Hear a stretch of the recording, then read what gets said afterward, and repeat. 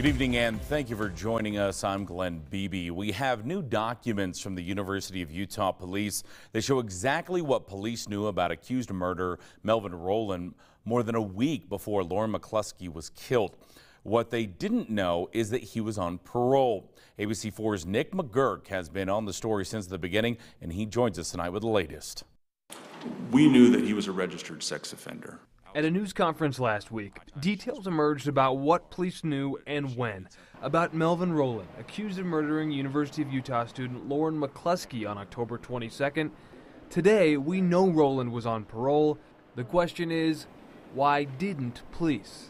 I personally didn't know he was currently on parole. ABC4 has obtained the official police report that shows more than a week before the murder of Lauren McCluskey, she claimed she was the victim of sexual extortion. And as university police investigated, they found out the suspect, Melvin Rowland, quote, has been convicted for enticing a minor over the internet and forcible sex abuse. The question remains, if police knew on October 13th that Melvin Rowland was a registered sex offender, why didn't they contact adult probation and parole? We were investigating what we understood at the time was an extortion case.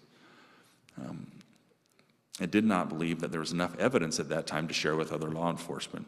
Our current investigative process is to gather evidence that supports the claim and then make contact with the suspect. It turns out, according to former prosecutor Kent Morgan, police departments don't routinely have access to parole information when they pull up someone's criminal history. And then they're going to have to draw inferences on whether this person is likely to be on probation or parole. Do they reach out every time they see that? No. Is that wrong and counterproductive? I think most people in the criminal justice system would tell you, yes, we should work together, and they don't.